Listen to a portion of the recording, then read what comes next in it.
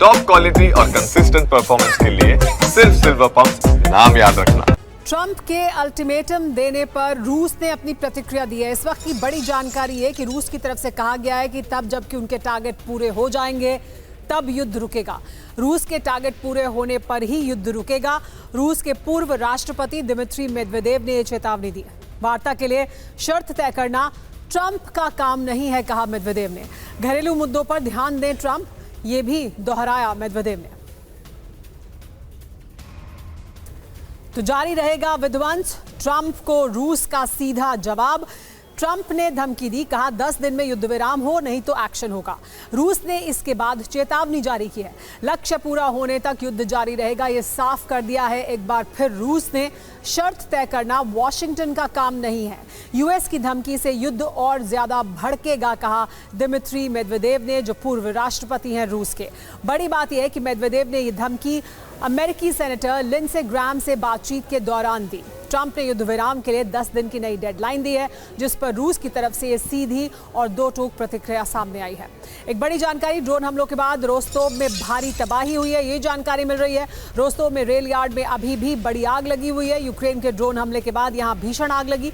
Ukraine ने रूसी सैन्य ट्रेन पर हमला किया था।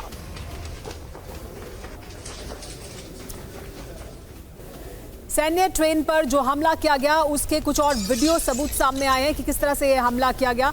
रोस्तोव के साल्स्क स्टेशन पर ड्रोन हमला हुआ। यूक्रेन ने रूसी सैन्य ट्रेन पर दागे ड्रोन। ऑयल ट्रेन में अभी भी आग लगी हुई है, आग को अभी भी बुझाया नहीं जा सका है। ये रूसी ट्रेन थी, ये सैन्य ट्रेन थी, इसमें ऑयल एक जगह से दूसरी जगह ले जाया जा रहा था।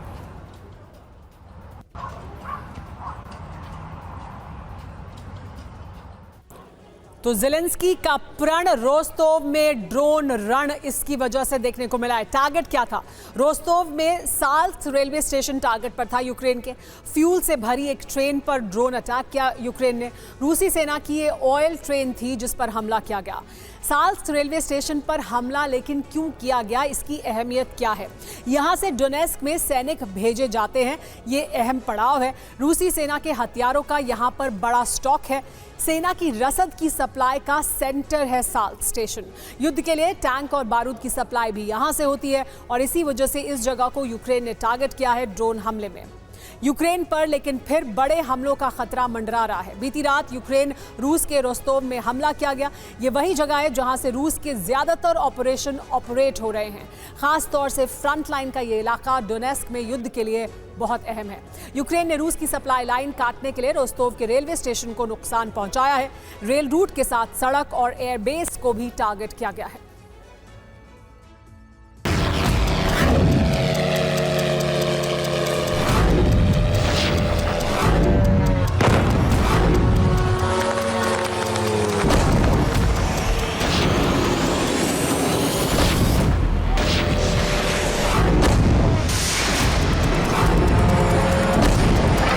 रूसी सेना की मुस्तैदी क्रीमिया में थी।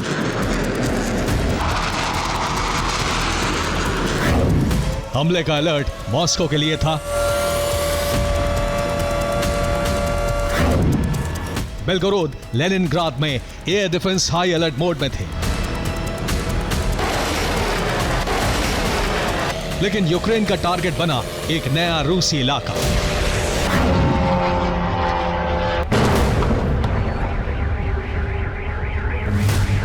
यूक्रेन ने एक साथ कई ड्रोन से रूस के रोस्तोव में हमला किया। यह यूक्रेन के नए ऑपरेशन का पहला प्रहार था।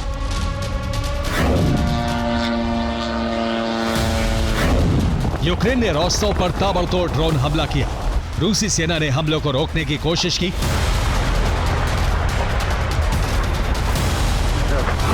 रोस्तोव में 3 एयर डिफेंस तैनात हैं। 22 यूक्रेनी ड्रोन को गिराने में कामयाबी मिली, लेकिन कई यूक्रेनी ड्रोन अपने टारगेट तक पहुंचे।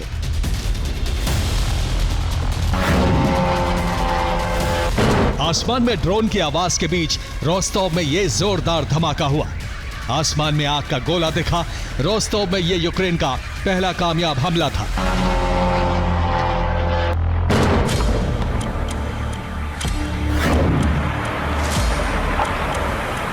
यूक्रेन का यह हमला कहां हुआ, इस वीडियो से समझा जा सकता है। कई रेलवे ट्रैक के बीच खड़ी एक तेल ढोने वाली ट्रेन में आग लगी थी। यूक्रेन का हमला साल्स्क स्टेशन पर हुआ। यूक्रेन ने रेलवे स्टेशन पर ड्रोन से कई धमाके किए। ट्रेन के फ्यूल टैंकर में आग लग गई।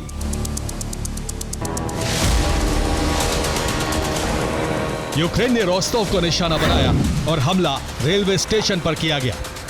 वॉर एक्सपर्ट्स के मुताबिक यह हमला यूक्रेन और नेटो की बहुत बड़ी प्लानिंग का हिस्सा है।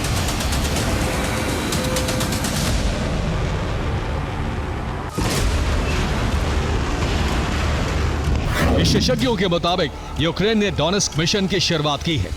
10 दिनों में डोनेस्क कब्जा मुक्त कराने का लक्ष्य है।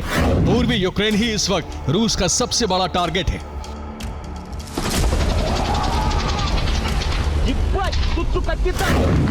यूक्रेन ने ऑपरेशन डोनेस्क की शुरुआत के साथ ही रोस्टोव को निशाना क्यों बनाया, इसका अंदाजा आपको इस नक्शे को देखकर होगा।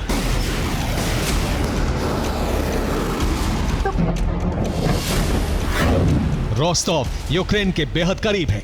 यह अजोव सागर से लगा फ्रंट लाइन का इलाका है।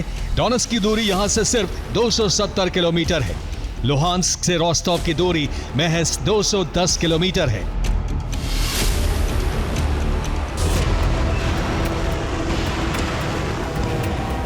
रोस्टोव को टारगेट करने का प्लान यूरोप और नेटो के एक्सपर्ट्स का हो सकता है, क्योंकि इस मिशन के लिए यूक्रेन में नए हथियार भी भेजे गए हैं।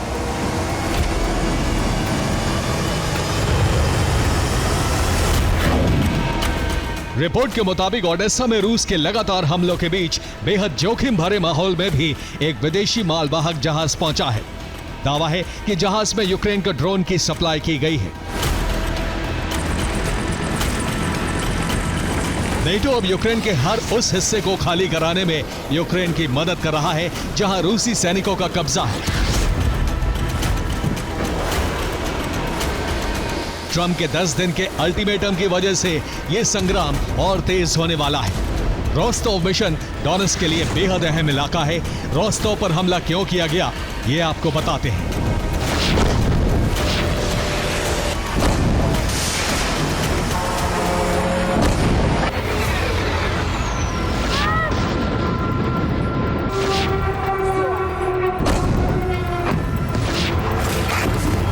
रूस के 2 सैन्य ठिकानों पर भी जबरदस्त धमाके हुए। रिपोर्ट के मुताबिक ब्लास्ट के बाद सैन्य ट्रेनिंग सेंटर में आग लग गई। रूसी सेना का दावा है कि आग जंगल से फैली है। रूस पर इन हमलों के बाद रूस बदले की तैयारी में है। अंदेशा है कि आज रात यूक्रेन पर बहुत बड़ा हमला हो सकता है। रूस राजधानी कीव में तबाही मचाने की तैयारी में है। रोस्टोव हमले का बदला डोनेस्क से लिया जाएगा।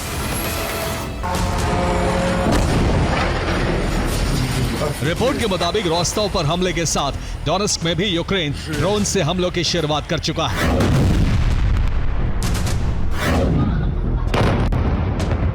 सोमवार की रात डोनेस्क में कई जगहों पर धमाके हुए।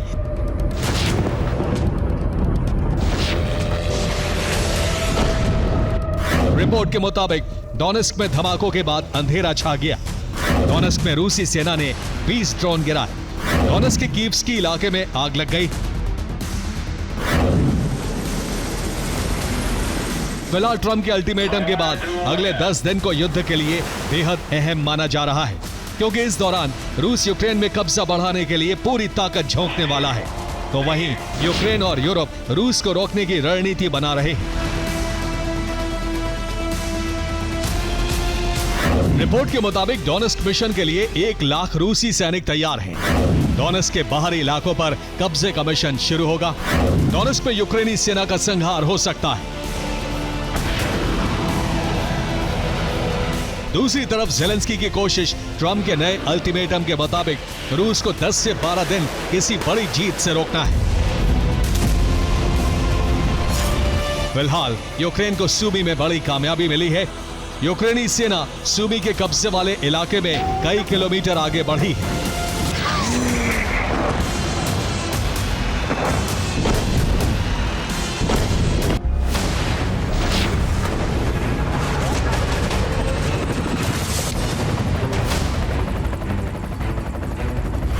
रिपोर्ट के मुताबिक यूक्रेन सेना ने सुमी से रूस की 3 बटालियन को खदेड़ दिया है। दावा किया जा रहा है कि रूसी सेना को कुर्स्क में मौजूद बैकअप फोर्स से मदद नहीं मिल सकी और यूक्रेनी सेना ने घेर कर रूसी फौज पर हमला किया, जिसकी वजह से रूसी बटालियंस को पीछे जाना पड़ा।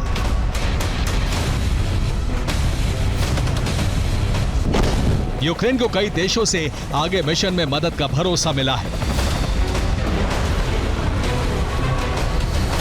लातविया यूक्रेन को बख्तरबंद लड़ाकू वाहन देने जा रहा है। लातविया यूक्रेन के साथ ड्रोन प्रोडक्शन भी करेगा। स्पेन यूक्रेनी सेना को ट्रेनिंग के साथ एयर डिफेंस देगा।